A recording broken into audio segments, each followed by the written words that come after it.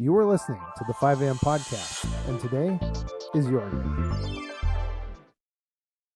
Welcome to the 5 a.m. podcast, where we bring you insightful conversations with thought leaders and influencers who are making headway and some waves in their callings and industries. Well, today we're about to have our understanding of health completely rewired, literally, even at the cellular level. Our guest today is Jason Yoon, a man who spent years believing he was the picture of health while training others as a fitness guru, only to discover at the age of the big 40 that he'd been playing the game entirely wrong. Now imagine spending your career as a fitness expert running successful boot camps, only to realize that the dumbbells and protein shakes were just a side quest on a much bigger video game of health. Jason's journey reads like a classic hero's tale, from video game addiction and mental health struggles in his teens to a fitness entrepreneur in his 30s, until a personal health crisis forced him to level up his understanding in ways he never expected. Now he's the guy that will tell you with absolute conviction that catching the sunrise is more important than your squat personal record, or in my case, deadlifts. I like that one. And your zip code might matter more than your genetic code. So he closed his gym, traded in conventional wisdom for circadian rhythms, and now coaches others on how light, yes, actual sunlight, might be the most crucial and overlooked element of human health. Well, this will be a dynamic and engaging conversation. And because of that, not just because of that, but please share this with 3 of your friends. I'm not going to ask for 4 because that's excessive, but 3 of your friends. If you could share that, that would be great. We would love it. Thanks for being here. And come on in, have a seat, listen in, and I'll go roll that intro.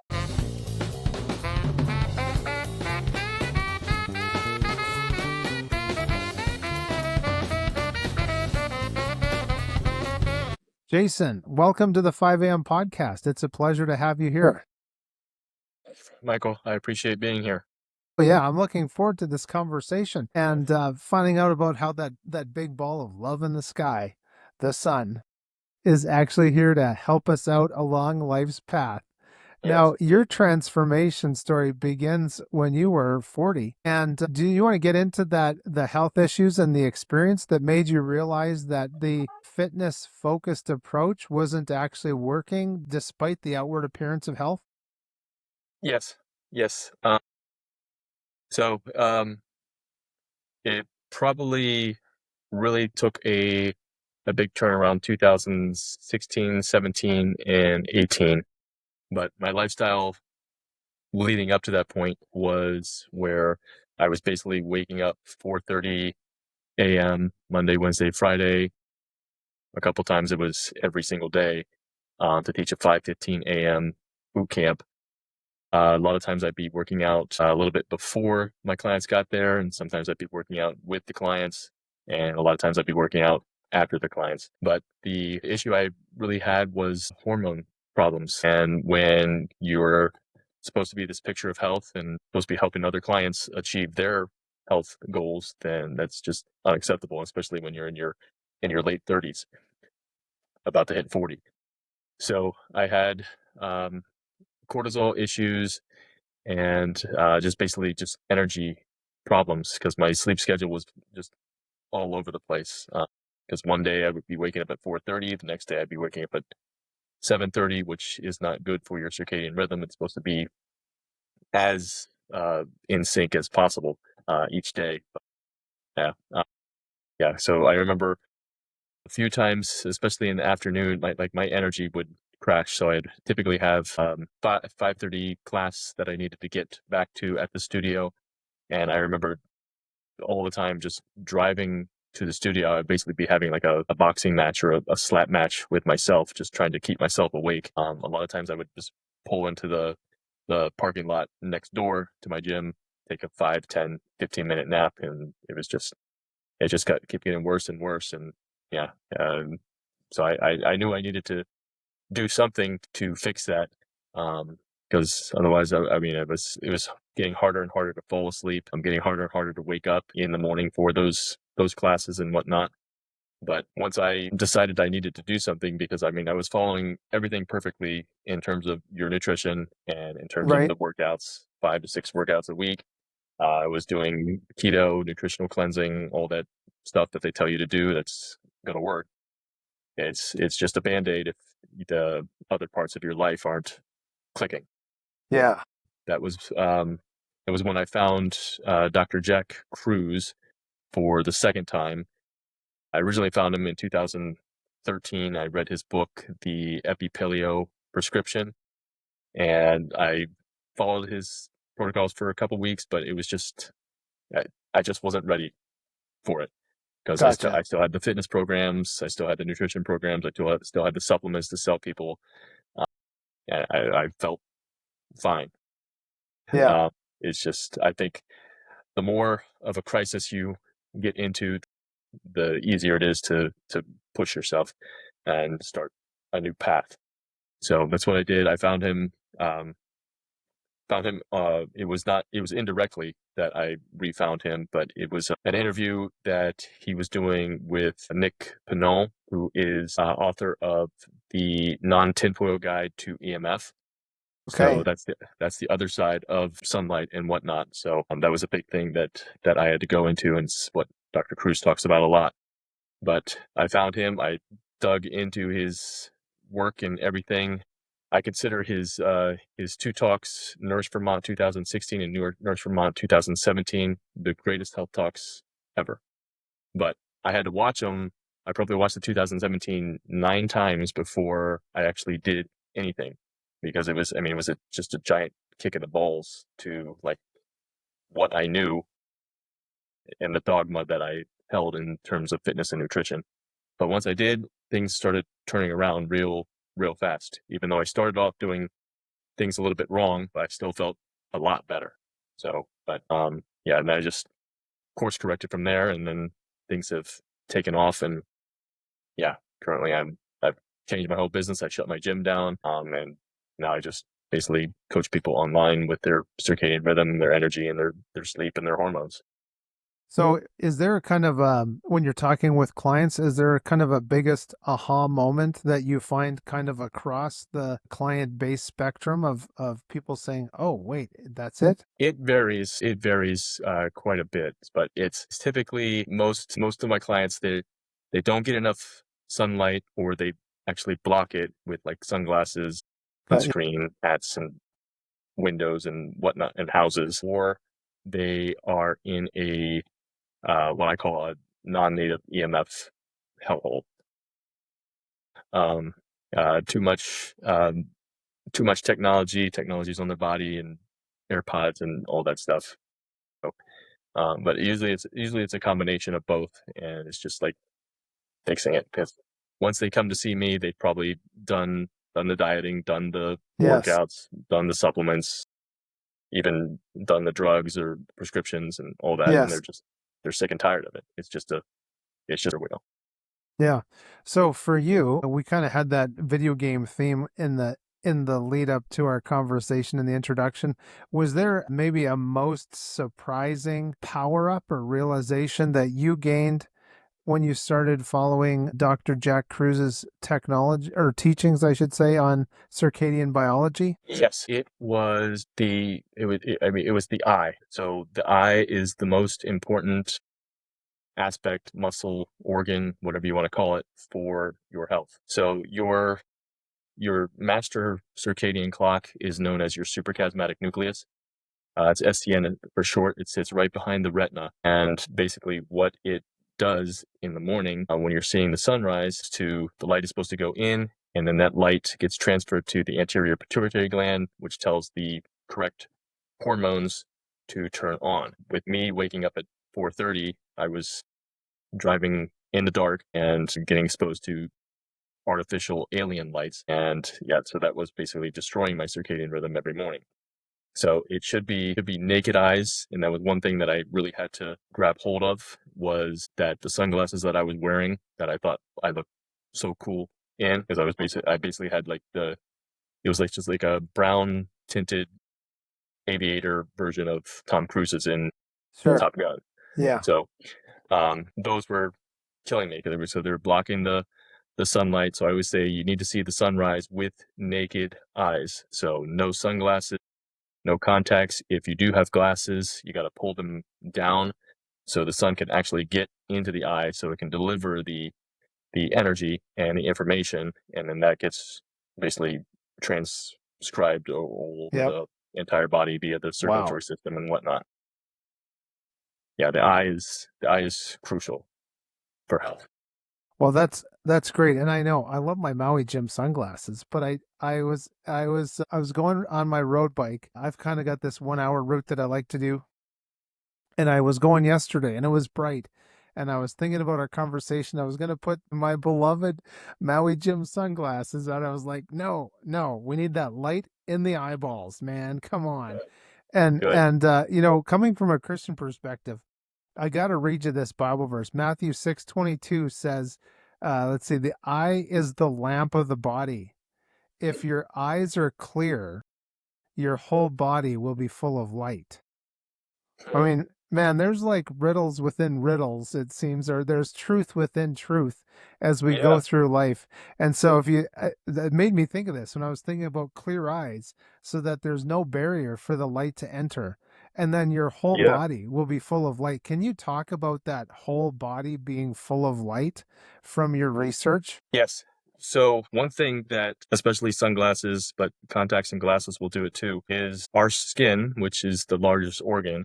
It's basically millions or billions of little eyeballs and little mouths. So um, if you do cover the eye, so the eye clock being the master clock, it's going to talk to all the other clocks. So it's said that we have a peripheral clock in front of every other organ and every other gene, which estimates are anywhere between 19,000, 25,000 genes that we have.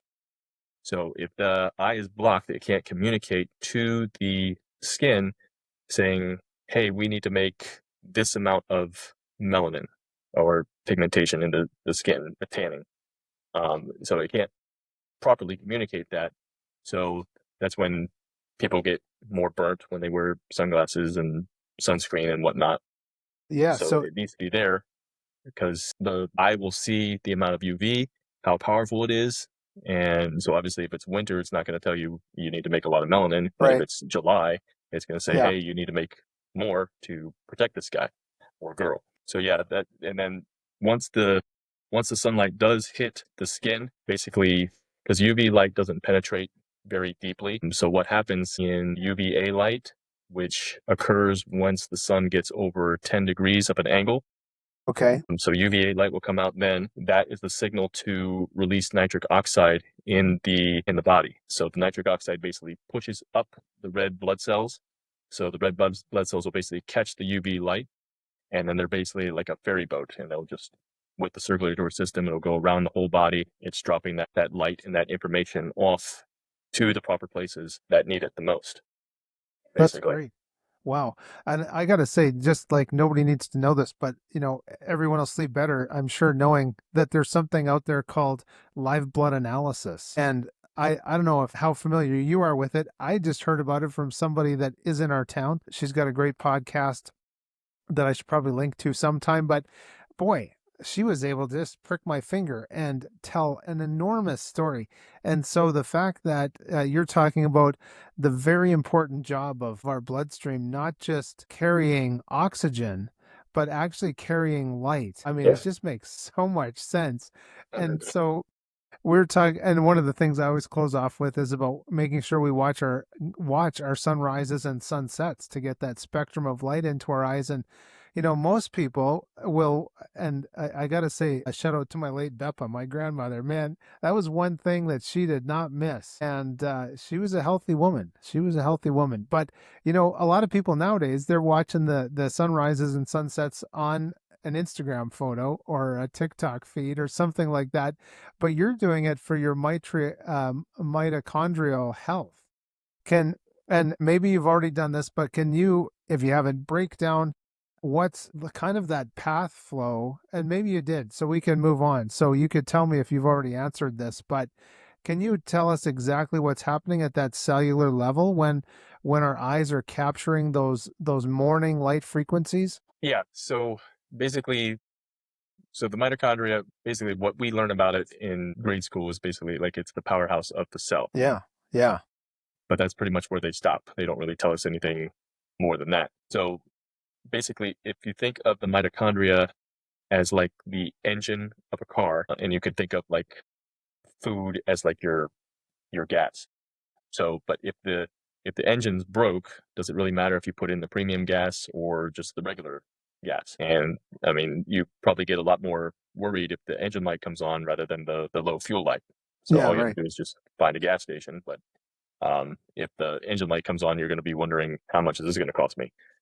So, but so with the and it said that if you're of average weight, 30% of your weight will come from your mitochondria. And what a lot of people don't realize is that we have two genomes inside of us.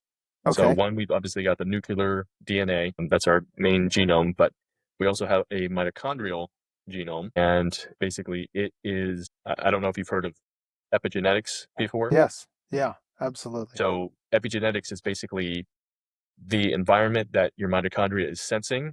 It will basically transcribe that message to the DNA to basically keep this gene off or turn these genes on. So if you're in a bad environment, then your mitochondrial DNA will talk to your DNA saying, hey, we're in a bad environment. We need to protect this guy, make survival possible. So it's going to maybe turn on the cancer genes or something like that. Because a lot of people think cancer is like really, really bad, but cancer is like actually trying to save your life because it's basically saying you're in a bad environment, you run through all your stem cells. Now, this is the last thing that I need to get your attention with. So hopefully you can change and change your environment. But a lot of people don't listen to those signals. Yeah. Yeah. Yeah. So it's basically if you think of well, there's something in the mitochondria known as your respiratory proteins. Okay. And the more these respiratory proteins get stretched out, that's called percent heteroplasmy. So as though you get stretched out, percent heteroplasmy goes up. That's basically you're just aging faster. So it is said that percent heteroplasmy is supposed to go up about 10% each decade, but you can do certain things to make it go faster. But again, on the opposite side, you can do things to slow it down and Right. actually reverse it. Wow. So that's what the biohacking community, mitohacking community, all those people are trying to do. Yeah, that's great. But Well, yeah, just before you continue, ladies and gentlemen, you got a little comment section there. Put a little note for Jason and myself of, what you think of this or what your experience has been. Even we'd love to hear from you. We'd love to have that back and forth with you in the comment section. So please drop something in there. But Jason, I got to ask you, like, do medical doctors learn about this in med school? I mean, it seems like, as my mom would say, she was a nurse for her whole career. She would say that, hey, there's no money for us in healthy people. right. Yeah,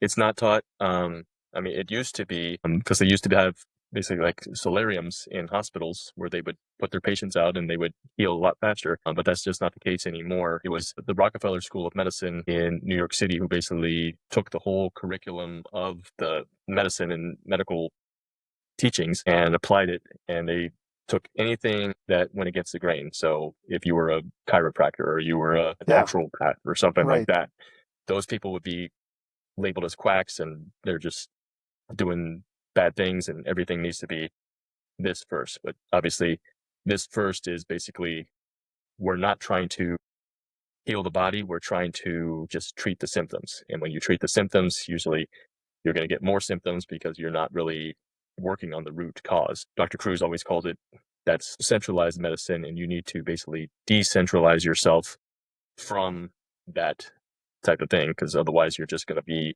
again, you're going to be in a hamster wheel. One medication leads to four, and then, yeah, all kinds of problems, energy Yes, problems, sleep problems, all that stuff that's starts right. appearing. He used to, I was talking with an older colleague of mine about he had to find a doctor here in Canada. It's next to impossible to find a family doctor, but, and I would try and point him in other directions, but who am I? But one of the things that I would say is no, no, those are not prescriptions. Those are subscriptions. Subscription friend, not prescription.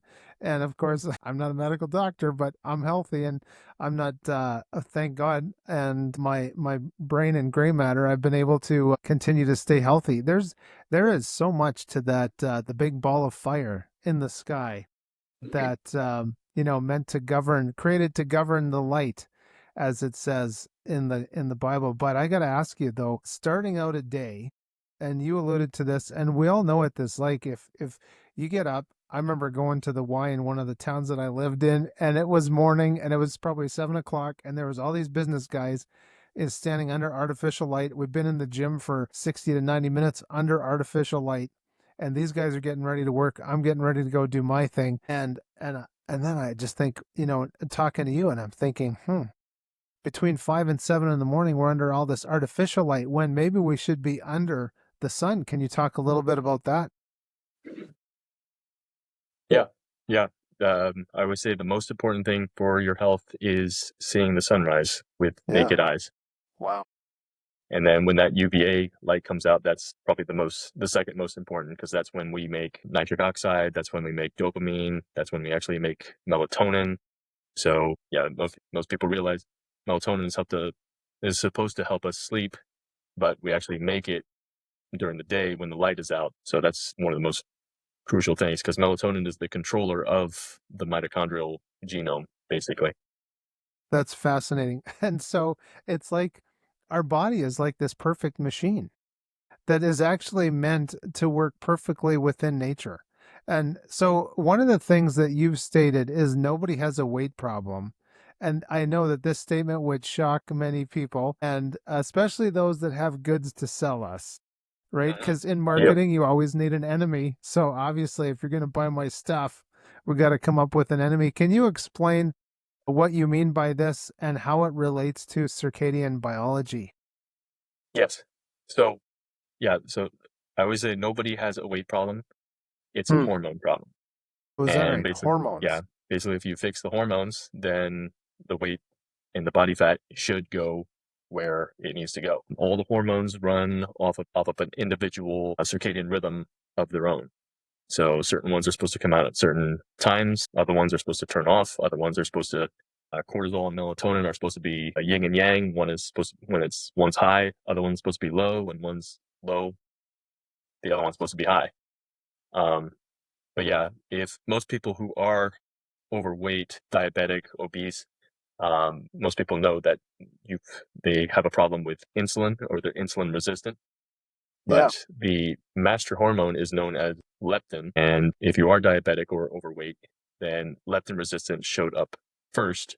And that's the thing that you need to fix first. And if you fix that, insulin resistance will go away. And yeah, one of the best things to do for that, I created a leptin reset transformation based on Dr. Cruz's Okay. information. But basically, the most important thing is see the sunrise with naked eyes, and then you eat it's called a big ass breakfast, because that's what you're doing is you're setting your circadian rhythm in your eye, in your brain. And then after that, you eat your food, which will have a lot of protein in it. And that's basically tying the gut clocks and the liver clock with the brain and eye clock. So those are in sync, because the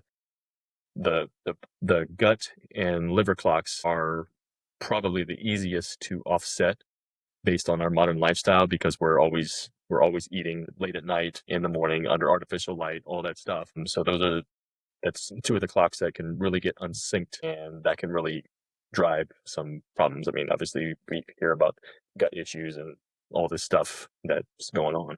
But yeah, that's two parts of the leptin prescription. Right. But Fantastic. That's that's really good information. So can you tell our listeners and viewers how they can get in touch with you, Jason? yeah, um, probably the best thing to do, I have a 17-step guide book. Okay. It's called my Improvement Warrior Mitochondriac Guide.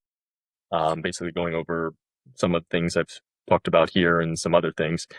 You can go to improvementwarriorfitness.com/mitochondriac. But otherwise, I am on social media. I do try to educate on my posts a lot. So I am sun.yun.jason at Instagram and Facebook, and then YouTube and Twitter. I'm Yun Training. Yeah. So those are probably the two best ways. Well, And that's great. my newsletter, and I also have a podcast as well called Improvement Warrior Podcast. Nice. So we'll make sure that those links are available in our show notes Awesome. and Thank you. up on the screen too for those that are watching as opposed to listening. So I've got to ask you about DHA. What is that? DHA is a doca hexanoic acid. So it is part of the omega-3 family. And I always say it's the most important nutrient that we need to eat. So basically, life is fundamentally electrons, protons, and photons. So when we eat, food is broken down into electrons to go basically through the electron chain transport and to reduce to oxygen. And then the process just starts over. And that's why oxygen is, we can't go 2 minutes without it. Yeah. So DHA, eating it is the most important thing, because basically if you're taking like a fish oil or something like that, the DHA needs to be, we want to get the DHA into our brain, our eye, and our central nervous system. So you would need DHA to be in the SN2 position. And so there's 3 positions, SN1, SN2, SN3. And usually fish oil is SN1 or SN3. Okay. When you consume the seafood in its natural form, it's got all the other things that protect it. So it's got the iodine, it's got the copper, it's got the selenium, the B vitamins, all that stuff. When you're just taking a fish oil, none of that's there. And usually it is a PUFA, so it's a polyunsaturated fat. So polyunsaturated fat, so basically a saturated fat has 0 places where oxygen can enter. A monounsaturated fat has 1 place where oxygen can enter. And then a polyunsaturated fat has 2 places where it can enter. Yeah. And so that's not 2 times greater than monounsaturated due to like physics and chemistry. It's like thousands of times worse. Yeah. So to give you an example, dynamite or TNT has 6 places where oxygen can enter, which literally makes it go boom. So yeah, I would say DHA, the sicker you are, the more you need. And the best places to get it, I think, in terms of fish, shellfish is actually the best. Is that right? But if you're going to eat fish, there's an acronym called SMASH. So sardines, mackerel, anchovies, salmon, and herring. So those are the smaller fishes, because you don't want to be eating like big predator fish, because the mercury is too high, like sharks and whales and swordfish and whatnot. So every once in a while is okay. But seafood also has the remedy for mercury toxicity, and that's selenium. So Well, that's good. And a good reminder. I like the smash thing. My wife and I were just actually talking about sardines the other day. And of course, my family being from the Netherlands, we ate a lot of herring growing up. And we got a lot of sunshine. And I got to tell you, I hardly, growing up, and even still to this day, I hardly ever get sunburns. Yep. And Good. and now I suppose that's actually because if my eyes are clear and our whole body's full of light, it's actually right. There's a connection to that, isn't there? Yep, there is. Yeah. Yeah, that's great. Wow. Ladies and gentlemen, I would love to keep talking, but we've just run out of time. And so for those of you listening and watching, please be sure to check out Improvement Warrior is at fitness.com. And then if you go / type in blog. So improvementwarriorfitness.com and then / blog. There's a lot of great resources that Jason has for you, and he will help you, and his information will help you going forward.